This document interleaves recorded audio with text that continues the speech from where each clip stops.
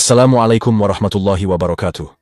Ada banyak dosa yang tidak terlihat mencolok di mata manusia, tapi sangat berat di hadapan Allah. Salah satunya adalah lalai menafkahi istri.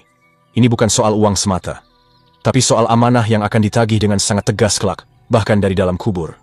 Sayangnya, banyak suami hari ini yang bangga mencari nafkah untuk hobi, untuk teman, bahkan untuk gaya hidup.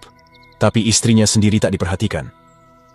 Di dunia, mungkin istrinya hanya diam, mungkin tak menuntut, tapi Allah yang Maha Melihat tidak akan membiarkan pengkhianatan ini berlalu begitu saja. Karena nafkah bukan sekadar pemberian, tapi bentuk nyata dari tanggung jawab dan cinta yang hakiki. Dan ketika seorang suami tega membiarkan istrinya menderita karena lalainya, maka bersiaplah, kubur tidak akan diam.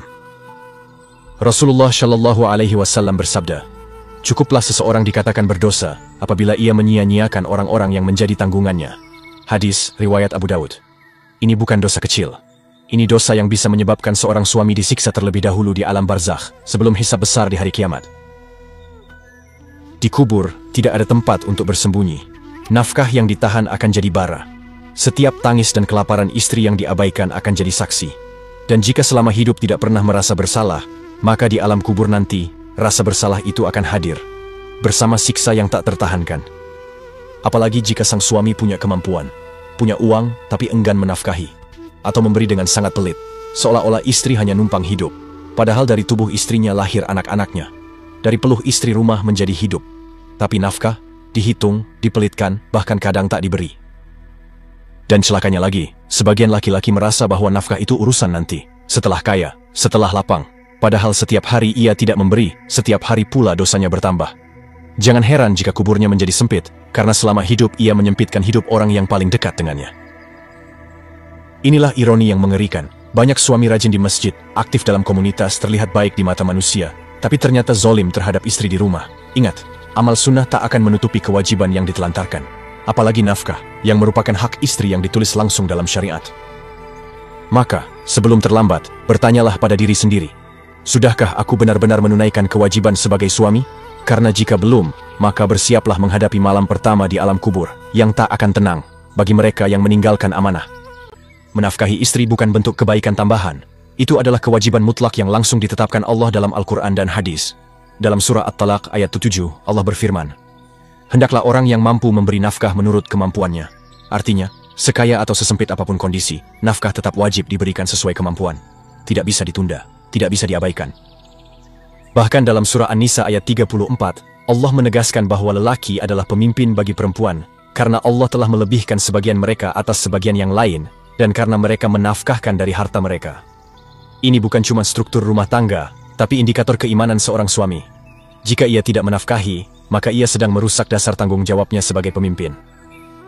Nabi Muhammad Shallallahu Alaihi Wasallam pun bersabda dalam hadits riwayat Muslim, "Dan sesungguhnya hak mereka, para istri, atas kalian, para suami, adalah agar kalian memberi makan dan pakaian kepada mereka dengan cara yang baik."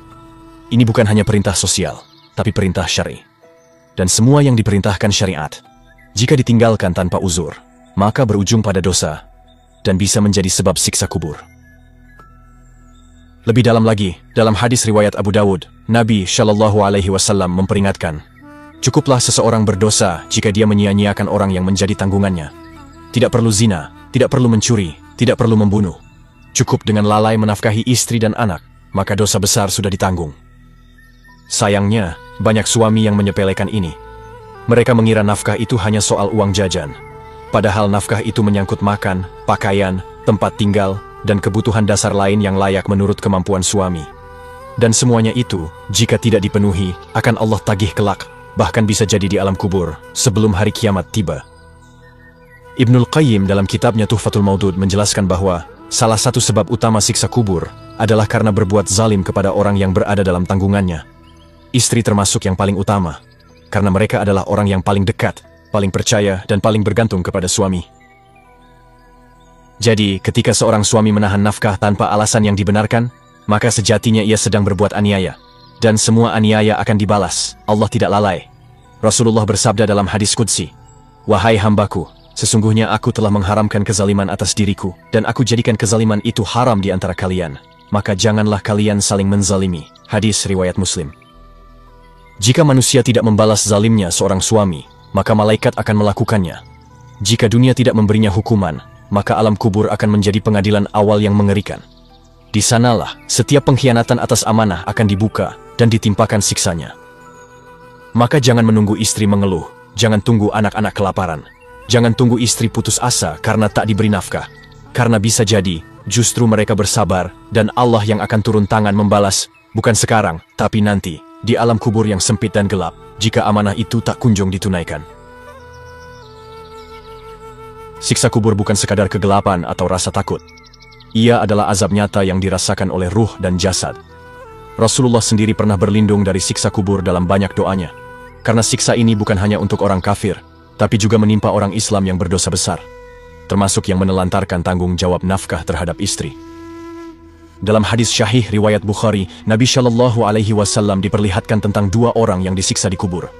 Salah satunya adalah karena dosa yang dianggap ringan di dunia. Maka jangan mengira bahwa menahan nafkah adalah hal kecil. Jika itu membuat istri merasa terzalimi, lalu ia bersabar dan tidak melawan, maka kesabaran istri bisa jadi bahan tuntutan yang lebih tajam di hadapan Allah. Bayangkan seorang suami yang semasa hidupnya memiliki penghasilan, tetapi memilih menghabiskan uangnya untuk urusan lain, teman, rokok, hiburan, atau bahkan zina, sementara istrinya sendiri dibiarkan mencukupi kebutuhan sendiri. Ketika mati, tubuhnya terbungkus kain kafan. Tapi amanah yang ia tinggalkan akan membungkusnya lebih kuat lagi, dengan siksa yang menyempitkan kuburnya dari segala arah. Imam Al-Qurtubi dalam At-Tazkirah menyebut bahwa di antara sebab azab kubur adalah hak orang lain yang ditelantarkan tanpa alasan syar'i. Maka hak istri, yang seharusnya paling dijaga, ketika justru dilalaikan, siksa yang datang bisa lebih keras dibanding pelanggaran pada orang asing. Sebab ini adalah bentuk pengkhianatan dari dalam rumah. Salah satu bentuk siksa kubur yang dijelaskan oleh ulama adalah kubur menyempit, hingga tulang-tulang saling menghimpit. Ini bukan sekadar metafora.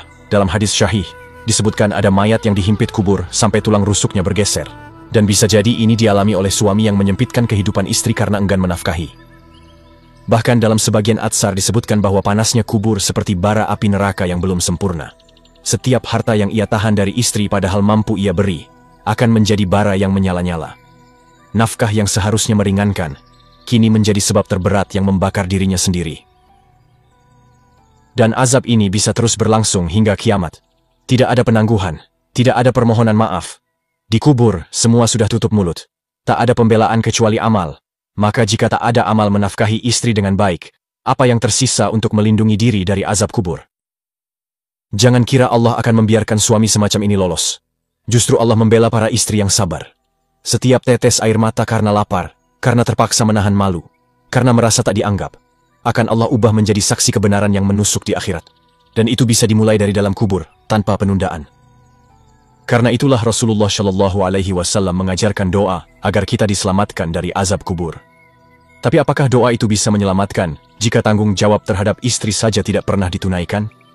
Jika tak ingin disiksa dalam sepi dan gelapnya kubur, mulailah dari sekarang. Tunaikan amanah sebelum nyawa ditarik tanpa aba-aba. Banyak suami berpikir bahwa nafkah hanyalah soal uang. Padahal, nafkah adalah representasi dari tanggung jawab spiritual, moral, dan keimanan. Ketika seorang lelaki bersedia menikahi seorang wanita, maka ia telah menerima amanah besar. Bukan hanya menghidupkan rumah, tapi juga menjaga hati, martabat, dan keberlangsungan hidup istri. Dalam Islam, suami tidak hanya diminta memberi makan dan pakaian, tapi juga menciptakan rasa aman dan kelayakan hidup bagi istri.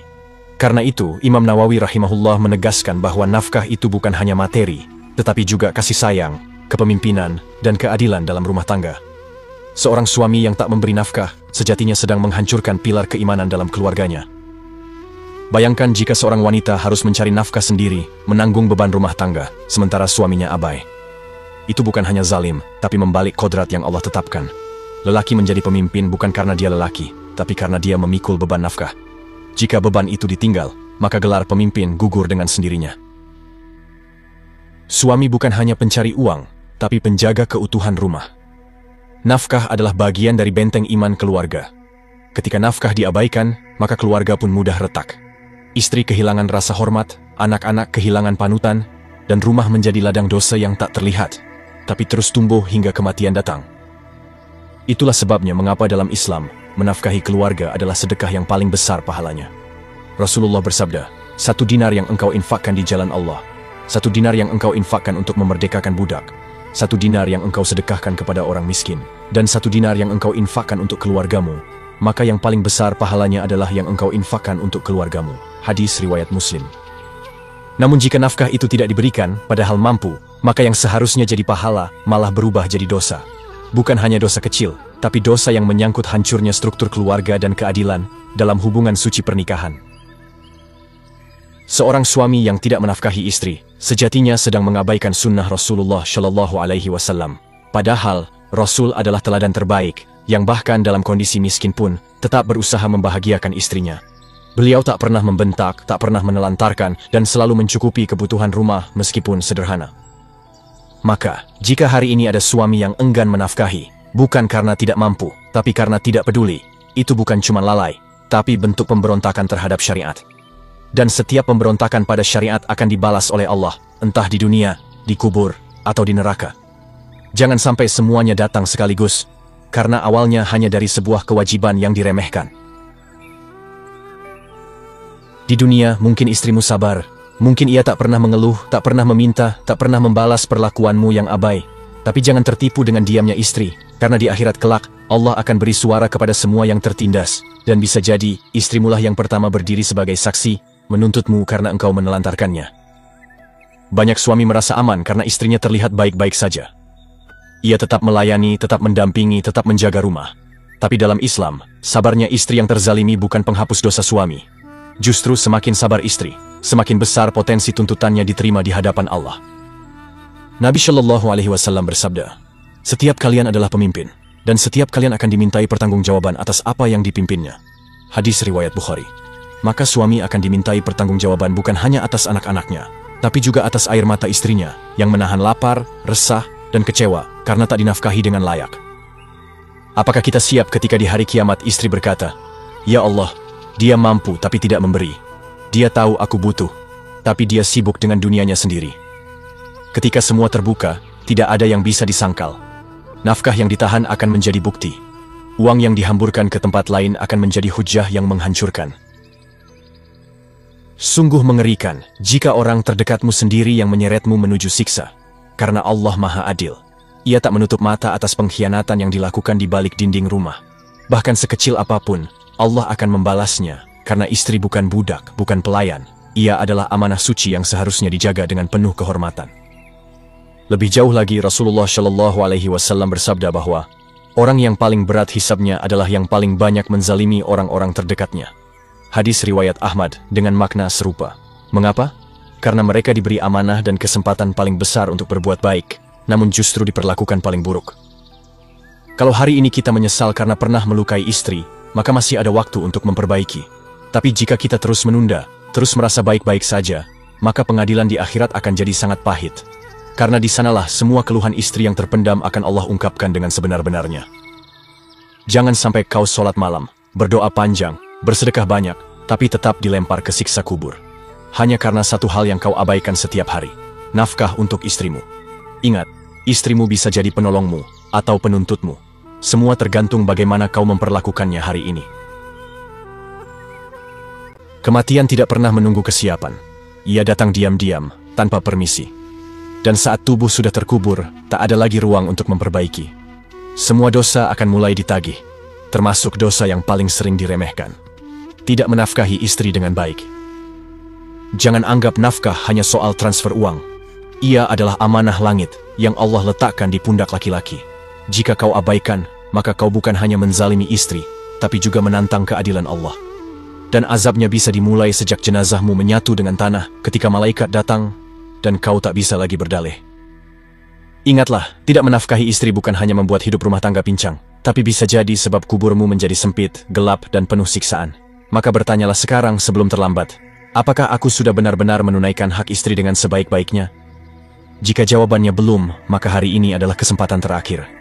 Minta maaf, perbaiki niat, dan mulai menafkahi istrimu bukan hanya dengan uang, tapi juga dengan rasa tanggung jawab yang jujur. Jangan tunggu nanti, karena nanti itu bisa saja tak pernah datang. Bagi yang masih diberi kesempatan hidup, ini bukan sekadar nasihat, tapi peringatan keras dari Allah. Bahkan dalam Al-Quran, perintah nafkah disebutkan berulang kali, karena begitu beratnya dosa bagi suami yang mengabaikannya. Ini bukan hal sepele, ini penentu nasib akhiratmu. Dan bagi istri yang mungkin merasa dilupakan, ingatlah bahwa Allah Maha melihat. Jika engkau sabar dan terus taat kepadanya, maka semua air matamu akan Allah ubah jadi cahaya dan pembelaan di hari kiamat. Tak ada pengorbanan yang sia-sia jika dilakukan karena Allah. Akhirnya, mari kita jaga amanah ini bersama. Sebagai suami, jangan hanya jadi pemimpin di lisan, tapi juga dalam perbuatan. Karena pemimpin sejati bukan yang paling ditakuti, tapi yang paling bertanggung jawab. Dan nafkah adalah bentuk tanggung jawab yang akan ditimbang di sisi Allah dengan sangat teliti. Silakan share video ini ke sebanyak mungkin orang. Karena banyak lelaki yang belum tahu bahwa mereka sedang menumpuk dosa dari rumah mereka sendiri. Klik tombol like dan subscribe untuk terus mendapatkan konten yang membangunkan hati, bukan hanya menghibur telinga. Jangan tunggu kubur bicara sebelum kamu bertindak. Sampai jumpa di video berikutnya. Wassalamualaikum warahmatullahi wabarakatuh.